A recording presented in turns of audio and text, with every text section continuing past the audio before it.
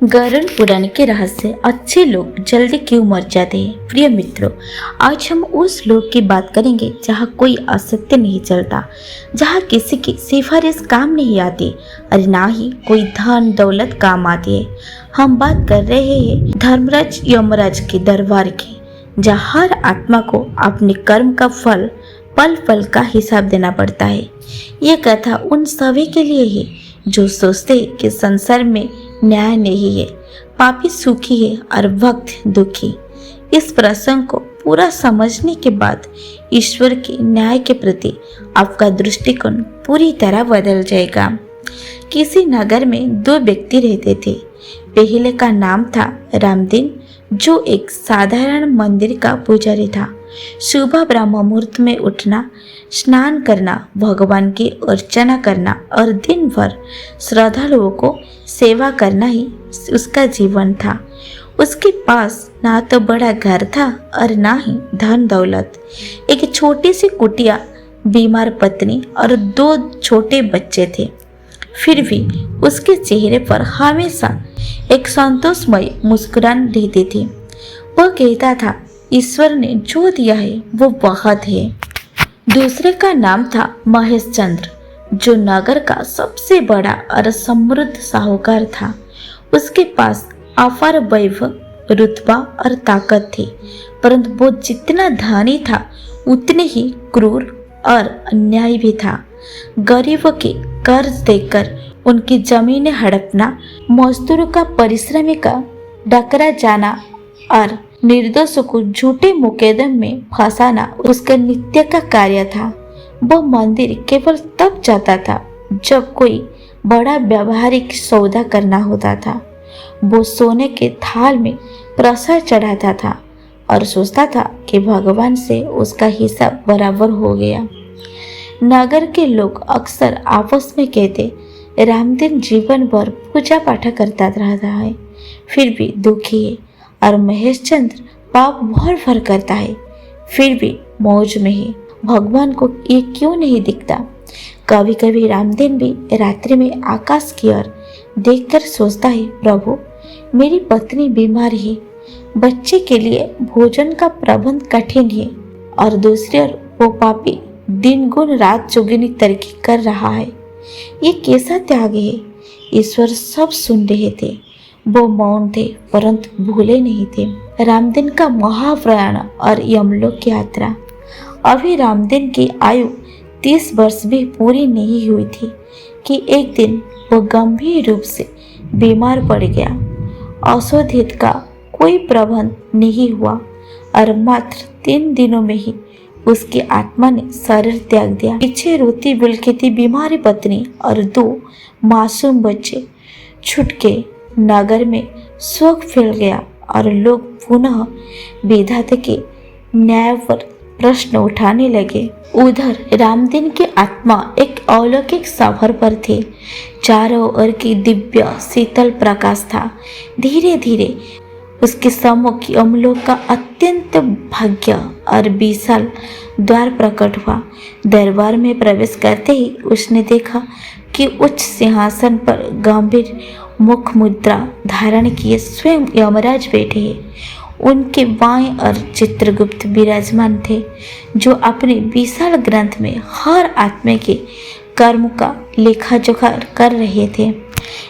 रामदीन ने साहस बटोरकर हाथ जोड़े और कहा, हे धर्मराज, मैं एक प्रश्न पूछना चाहती हूँ। मैंने जीवन भर में निश्चल भाव से प्रभु की भक्ति की, सत्य का पालन किया, फिर भी मुझे मात्र 30 वर्ष की आयु मिली। मेरे पीछे मेरे परिवार असहाय है।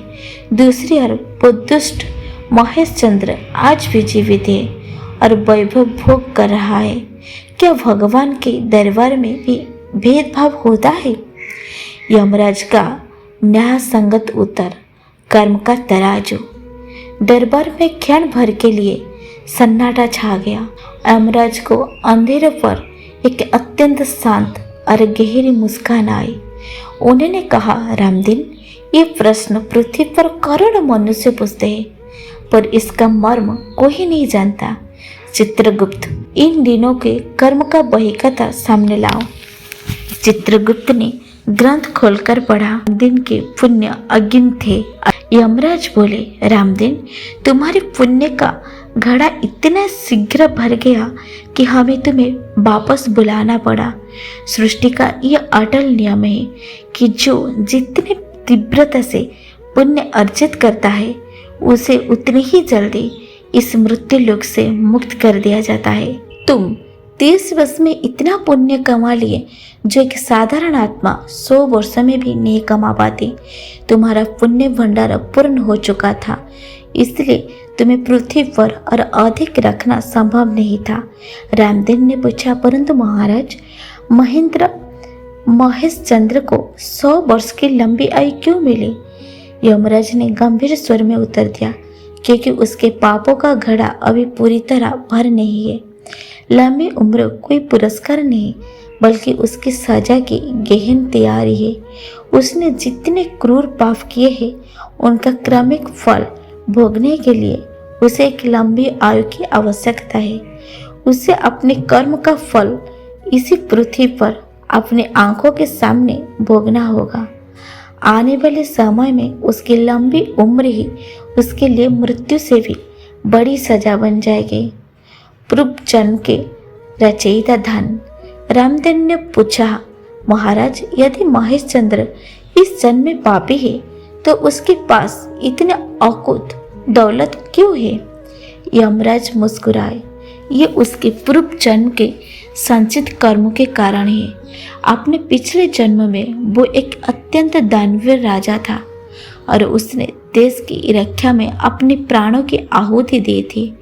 उन महान पुण्य का फल वो इस जन्म में वैभव के रूप में भोग रहा है, परंतु पुण्य और पाप का हिसाब अलग अलग चलता है। पुराने पुण्य का खाता अब खाली हो रहा है और इस जन्म के पुण्य का बोझ बढ़ रहा है। जिस दिन ये तराजू पलट गया, उसकी संपूर्ण दुनिया तहस नहस हो जाएगी। ईश्वर मौन क्यों रहते हैं? पुजारी ने पूछा, प्रभु, जब वो पाप कर रहा था तब भगवान ने उसे रोका क्यों नहीं? एक संकेत तो दिया होता। यमराज ने गहरी सांस ली। ईश्वर ने मनुष्य को कठपुतली नहीं बनाया, उसे बुद्धि, विवेक और स्वतंत्रता दी है। यदि ईश्वर हर बार आकर कर्मों को रोकने लगे तो कर्म सिद्धांत का कोई अर्थ ही नहीं रह जाएगा। और हाँ, ईश्वर चुप नहीं रहते। जब महेश चंद्र ने पहली बार किसी का धन हड़पा था तब उसके अंतरात्मा में एक बेचैनी हुई थी। वही ईश्वर की आवाज थी, परंतु उसने उस आंतरिक पुकार को बार बार अनसुना कर दिया। जब मनुष्य ईश्वर के संकेत की अवहेलना करता है तो ईश्वर उसे उसकी प्रारब्ध पर छोड़ देते हैं। रामदेव ने व्याकुल होकर अपने परिवार के विषय में पूछा। यमराज के स्वर में असीम कोमलता आ गई। रामदेव, जो सच्चे मन से धर्म के मार्ग पर चलते हैं, उसके परिवार का उत्तरदायित्व स्वयं भगवान लेते हैं। तुम्हारे पुण्य का एक बहुत बड़ा भाग तुम्हारी पत्नी और बच्चे को खाते में स्थानांतरित कर दिया गया है। तुम्हारी पत्नी स्वस्थ होगी और तुम्हारा पुत्र एक अत्यंत सम्मानित पुरुष बनेगा। तुम उनके लिए एक अदृश्य सुरक्षा कवच बन चुके हो। यमराज ने आगे एक परम रहस्य खोले। रामदेव, तुम्हारी मूल आयु 60 वर्ष निश्चित थी, परंतु तुमने स्वयं उसे घटाया। याद करो, 6 वर्ष पूर्व की वो प्रलयकारी बाढ़ की रात तुम स्वयं ज्वर से पीड़ित थे, फिर भी तुमने नदी में डूबते हुए एक बालक के प्राण बचाने के लिए अपने जीवन की परवाह किए बिना छलांग लगा दी। उस परोपकार के कारण तुम्हारी भौतिक शरीर की आयु 20 वर्ष कम हो गई। परंतु जानते हो वो बालक कौन था? वो इस महेश चंद्र सेठ का इकलौता पुत्र था। तुमने उसे बचाकर न केवल एक जीवन बचाया, बल्कि एक पूरी पीढ़ी का भाग्य बदल दिया।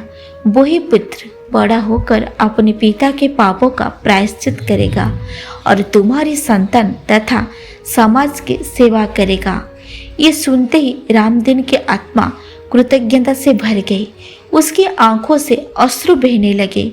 उसने स्वीकार किया कि ईश्वर की योजना मनुष्य की बुद्धि से कहीं अधिक विशाल और कल्याणकारी है। गरुड़ पुराण के 4 परम सत्य। यमराज के संदेश। यमराज ने अंत में संपूर्ण मानवता के लिए 4 महत्वपूर्ण नियम बताया। नंबर 1, आयु का रहस्य। लंबी उम्र सदैव ईश्वर का पुरस्कार नहीं होती, वो कभी कभी कठोर दंड की पृष्ठभूमि होती है। अल्पायु होना दुर्भाग्य नहीं बल्कि इस बात का संकेत है कि आत्मा अति शुद्ध होकर अपने गंतव्य को प्राप्त कर चुका है। नंबर 2, वैभव का भ्रम। धन दौलत वर्तमान की धार्मिकता का प्रमाण नहीं बल्कि पूर्व जन्म के पुण्य का फल है जो नए पापों से नष्ट हो जाता है। नंबर 3, अंतरात्मा की पुकार। पाप करते समय मन में उत्पन्न होने वाली हिचकिचाहट और भय ही ईश्वर की साक्षात आवाज है, उसे कभी अनसुना ना करें। नंबर 4, धैर्य का सिद्धांत। ईश्वर के न्याय की चक्की धीमे अवश्य चलती है वरन पीछित बहुत बारीक है। जो आज अन्याय प्रतीत हो रहा है वो भविष्य के न्याय के सुदृढ़ नियम है।